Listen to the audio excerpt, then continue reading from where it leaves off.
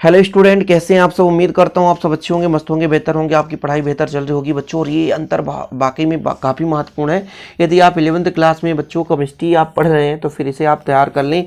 2 number में exam में पूछा जाता है इलेक्ट्रॉन ग्रहण एंथैल्पी और ऋण विद्युतता में अंतर। तो उम्मीद करता हूँ इसके पहले जो भी मैंने लेक्चर कराया है उसे आप लोग देख लिए होंगे, और नहीं देखें तो प्लीज़ जा करके प्ले लिस्ट में आप लोग देखें। ओके, चलिए शुरू करें। मेरे बच्चों, थोड़ा सा आपको समझाना पहले है कि वास्तविक रूप से है क्या इलेक्ट्रॉन ग्रहण एंथैल्पी और ऋण विद्युतता है क्या, ये भी चीज़ समझना जरूरी है। देखो, यदि मैं बात करूं इलेक्ट्रॉन ग्रहण एंथैल्पी की, तो इसके पहले आप थोड़ा सा आयनन ऊर्जा देख लो। आयनन ऊर्जा क्या था, मैंने आपको समझाया था, उम्मीद करता हूं आप लोग पढ़े होंगे कि कोई भी हमारे पास परमाणु है, क्या है, परमाणु है, और इस परमाणु से एक इलेक्ट्रॉन निकालना चाहते हैं। तो इलेक्ट्रॉन निकालने के लिए जो ऊर्जा लगती है, किसी भी परमाणु के बाह्यतम कोश से एक इलेक्ट्रॉन निकालना चाहते हैं, जो ऊर्जा लगती है उसे बोलते हैं आयनन ऊर्जा। ठीक है, वहीं पे प्यारे बच्चों, यदि परमाणु में इलेक्ट्रॉन प्रवेश करा रहे हैं, यानी किसी भी परमाणु के बाह्यतम कोश में एक इलेक्ट्रॉन प्रवेश हो रहा है, तो फिर उस परमाणु से जो ऊर्जा मुक्त होती है उसे हम बोलते हैं इलेक्ट्रॉन ग्रहण एंथैल्पी, या जिसे बोलते हैं इलेक्ट्रॉन बंधुता।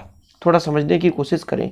इलेक्ट्रॉन बांधने पर जो ऊर्जा मुक्त होगी, किसी भी परमाणु के बाह्यतम कोश में एक इलेक्ट्रॉन प्रवेश कर रहा है ना, यानी एक इलेक्ट्रॉन वो परमाणु एब्जॉर्ब कर रहा है, एक इलेक्ट्रॉन को ले रहा है। अब इलेक्ट्रॉन ग्रहण करने से जो ऊर्जा मुक्त होगी बच्चों, उसे कहेंगे इलेक्ट्रॉन बंधुता या इलेक्ट्रॉन ग्रहण एंथैल्पी।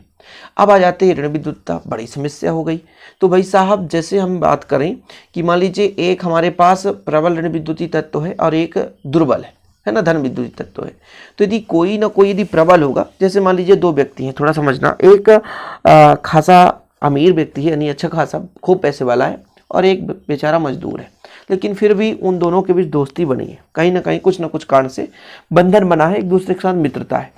लेकिन कहीं ना कहीं प्यारे बच्चों, धनी व्यक्ति जब भी चाहे वो गरीब व्यक्ति को दबा सकता है, सही है कि नहीं, उससे पैसे छीन सकता है, उससे जो भी चाहे तो कर सकता है। पैसे की बहुत बड़ी ताकत होती है। इसी प्रकार से भाई साहब, यदि मान लीजिए कह सकता हूँ कि भाई पहले तो दोस्ती थी, पहले तो क्या थी, दोस्ती थी, लेकिन बाद में कुछ कारणों से वो एक दूसरे से क्या हो गए, मान लीजिए लड़ाई हो गया।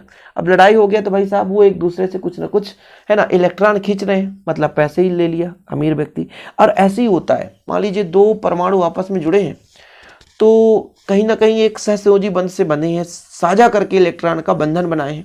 अब मेरे बच्चों, एक मान लीजिए धनी व्यक्ति है, तो क्या करेगा, इलेक्ट्रॉन को अपनी ओर खींचेगा। बंधन बनाया था, यानी साझा किया था, लेकिन साझा तोड़ करके उससे इलेक्ट्रॉन लेना चाहता है।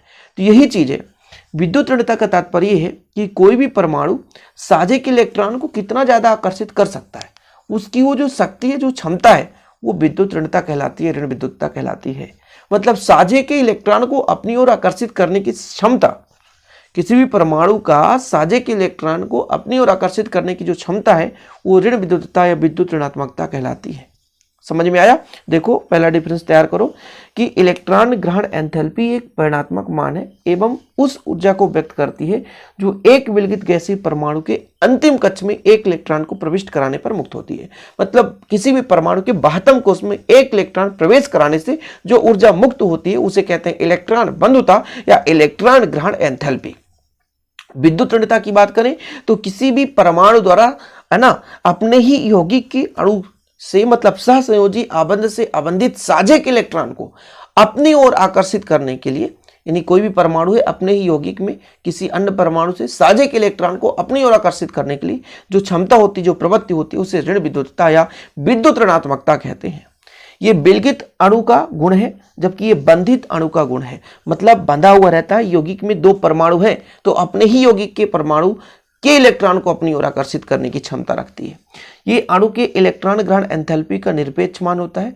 विद्युत ऋणात्मकता का मान बंध पर निर्भर करता है, यानी बंध कैसी है। परिणात्मक होने के कारण इसका मात्रक होता है एवं इसे इलेक्ट्रॉन वोल्ट प्रति परमाणु या किलो जूल प्रति मोल से व्यक्त करते हैं। यह तत्वों के बीच आपेक्षिक होती है, इसलिए इसकी कोई इकाई नहीं होती। कुल मिलाकर के इलेक्ट्रॉन बंधुता की इकाई होती है और ऋण विद्युतता या विद्युत ऋणात्मकता की कोई इकाई नहीं होती। बस इतना ही है यार, समझ गए होंगे उम्मीद करता हूं। हालांकि इस पर मैंने पूरा डिटेल वीडियो बनाया है, यदि आप डिटेल वीडियो तैयार किए तो फिर इससे कोई दिक्कत ही नहीं है, ये तो आसानी से याद हो जाएगा। चलिए बच्चों, यदि वीडियो पसंद आए तो लाइक करें, शेयर करें। हर एक छोटे छोटे टॉपिक पढ़ने के लिए चैनल को सब्सक्राइब कर लें। प्रत्येक टॉपिक आपको मिल रहे हैं एकदम कंसेप्ट के साथ, शॉर्ट वीडियो। ओके, चलिए, जय हिंद, वंदे मातरम।